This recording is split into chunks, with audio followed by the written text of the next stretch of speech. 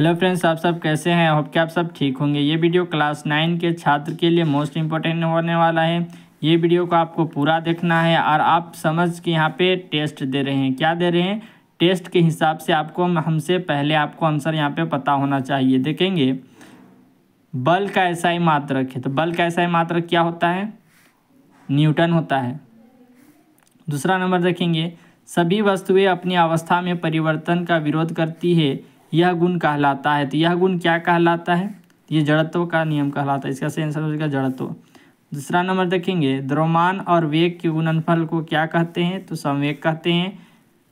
चौथा number, Newton के गति का प्रथम नियम व्यक्त करता है, तो क्या व्यक्त करता है? जड़त्व। जैसे पांचवा नंबर, न्यूटन के दूसरे गति नियम से किसकी माप प्राप्त होती है? तो किसकी माप प्राप्त होती है? तो बल का माप प्राप्त होती है। इसका सही आंसर हो जाएगा। अब चलेंगे क्वेश्चन नंबर 6। तो अब देखेंगे क्वेश्चन नंबर 6 कहता क्या है? प्रत्येक क्रिया के समान एवं विपरीत क्रिया होती है, गति का कौन सा नियम है? तो ये गति का तृतीय नियम है। कौन सा नियम है? गति का तृतीय नियम, तीसरा नियम है। 7 नंबर देखेंगे, निम्न में किसका जड़त्व अधिक है? तो किसका जड़त्व अधिक है? इसे आप कमेंट में ज़रूर बताएं किसका जड़त्व अधिक है। अब देखेंगे 8 नंबर का क्वेश्चन कहता क्या है? संवेग परिवर्तन की दर समानुपाती होती है, किसके समानुपाती होती है? तो आरोपित बल की। इसका सही आंसर हो जाएगा 2 नंबर। 9 नंबर देखेंगे, संवेग में परिवर्तन बराबर होता है।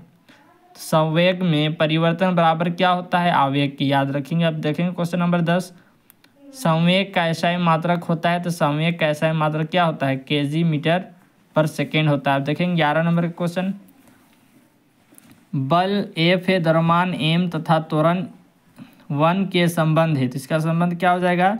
F equal to M A. ये मोस्ट इंपॉर्टेंट क्वेश्चन, इसे आप याद रखेंगे। इसका सही आंसर हो जाएगा 1 नंबर। चलेंगे क्वेश्चन नंबर 12 की ओर। बल की माप की जा सकती है, तो बल की माप किससे की जा सकती है? तो द्वितीय गति नियम से की जा सकती है। ये इसका आंसर हो जाएगा 2 नंबर। अब चलेंगे क्वेश्चन नंबर 3 की ओर। केजी मीटर पर सेकेंड स्क्वायर किसका मात्रक है? तो किसका मात्रक है? यह हमारा बल का मात्रक है। किसका? बल का। चलेंगे क्वेश्चन नंबर 14 की और, न्यूटन किसका मात्रक है? न्यूटन किसका मात्रक है? मोस्ट इंपोर्टेंट क्वेश्चन है। बल का मात्रक है। किसका मात्रक है? बल का। याद रखेंगे। 15 नंबर का क्वेश्चन देखेंगे, जड़त्व का नियम प्राप्त होता है न्यूटन के प्रथम नियम से। किस नियम से? प्रथम नियम से। अब चलेंगे क्वेश्चन नंबर 16 की ओर। किस गुण के कारण कोई पिंड अपने विराम या अवस्था बनाए रखना चाहता है उसे कहते हैं? तो यहाँ पे देखेंगे, किस गुण के कारण कोई पिंड अपने विराम या गति की अवस्था बनाए रखना चाहता है उसे कहते हैं जड़त्व। क्या कहते हैं? जड़त्व। अब देखेंगे क्वेश्चन नंबर 17, रॉकेट तथा जेट इंजन न्यूटन के किस नियम पर कार्य करता है? तो किस नियम पर कार्य करता है? तो रॉकेट और जेट इंजन इस तीसरा नियम पर कार्य करता है। क्वेश्चन नंबर देखेंगे 18, न्यूटन किसके बराबर होता है? तो 1 न्यूटन किसके बराबर होता है? 1 केजी मीटर पर सेकेंड स्क्वायर के बराबर होता है। अब चलेंगे क्वेश्चन नंबर 19।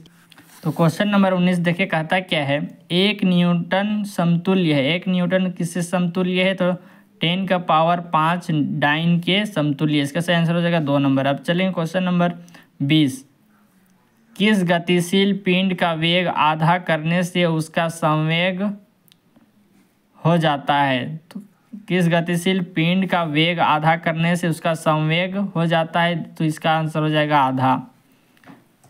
21 नंबर देखेंगे, 1 किलोग्राम भार कितने न्यूटन के बराबर होता है? तो ये 9.8 न्यूटन के बराबर होता है। मोस्ट इंपॉर्टेंट क्वेश्चन है। आप देखेंगे 22 नंबर का क्वेश्चन कहता क्या है? किसी वस्तु का जड़त्व निर्भर करता है। तो किसी भी वस्तु का जो जड़त्व है ना, किस पर निर्भर करता है? तो वह करता है वस्तु के द्रव्यमान पर। किस पर करता है? तो वस्तु के द्रव्यमान पर। अब चलेंगे क्वेश्चन नंबर 23 की ओर। न्यूटन का कौन सा गति विषयक नियम ही गति का वास्तविक नियम है? तो वास्तविक नियम जो है वो क्या है? न्यूटन का कौन सा गति विषयक नियम ही गति का वास्तविक नियम है? तो ये दूसरा है। क्या? द्वितीय गति नियम। ये हमारा सही आंसर हो जाएगा। क्वेश्चन नंबर देखेंगे 24, यदि 2 वस्तुएं ए और बी के द्रव्यमान क्रमशः 6 केजी तथा 34 केजी हो तो इसका सही आंसर क्या हो जाएगा? ए का जड़त्व बी के जड़त्व से अधिक होगा, या फिर बी का जड़त्व ए के जड़त्व से अधिक होगा। तो यहाँ पे दिया हुआ है ए हमारा 6 kg, बी हमारा 34 kg। जड़ तो किसका बेसी हो जाएगा? तो बी का जड़ तो ए के जड़ तो से अधिक होगा। अब देखेंगे क्वेश्चन नंबर 25। 2 kg द्रव्यमान वाली वस्तु को 5 मीटर पर सेकेंड स्क्वायर की दर से त्वरित करने में कितना बल की आवश्यकता होगी? तो कितना बल लगेगा? 10 न्यूटन लगेगा। क्या लगेगा? 10 न्यूटन। 26 नंबर का क्वेश्चन देखेंगे।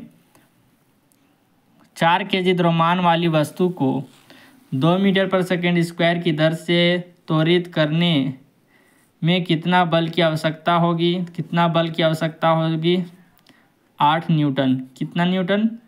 2 और यहाँ पे 4, 8 न्यूटन। अब देखेंगे 27 नंबर। 6 kg द्रव्यमान की वस्तु पर 36 न्यूटन का बल लगने से उत्पन्न त्वरण होगा। तो क्या त्वरण होगा? 6 × 6 36, 6 मीटर पर सेकेंड स्क्वायर। अब देखेंगे 28 नंबर का क्वेश्चन क्या कहता है। किसी 6 kg द्रव्यमान की गेंद में 4 मीटर पर सेकेंड स्क्वायर का त्वरण उत्पन्न करने के लिए कितने बल की आवश्यकता होगी? तो कितने बल की आवश्यकता होगी? 6 को 4 से गुना करेंगे, कितना हो जाए? 6 4 20, 24 न्यूटन का। यह हो जाएगा हमारा तीसरा नंबर आंसर। अब देखेंगे 29 नंबर। 5 kg के पिंड पर 200 N के बल लगने पर उसमें उत्पन्न त्वरण क्या होगा? उसका त्वरण क्या होगा? 5 न्यूटन का। 5 को 20 से भाग देंगे, 40 हो जाएगा। इसको हम 5 को 200 को भाग देंगे, 400 मीटर पर सेकेंड स्क्वायर इसका आंसर हो जाएगा। देखेंगे 30 नंबर क्वेश्चन।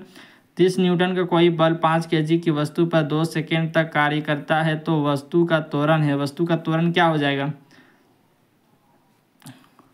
इसका सही आंसर हो जाएगा 6 मीटर पर सेकेंड स्क्वायर। अब देखेंगे 31 नंबर का क्वेश्चन कहता है कि है 10 kg की वस्तु में 2 मीटर पर सेकेंड स्क्वायर का त्वरण उत्पन्न करने के लिए कितना बल आवश्यक है? कितना बल आवश्यक है? इसका सही आंसर हो जाएगा 20 न्यूटन। हेलो फ्रेंड्स, अगर वीडियो आपको अच्छी लगी तो लाइक और सब्सक्राइब जरूर करें। आने वाला नोटिफिकेशन आपको सही समय पर मिलती रहे।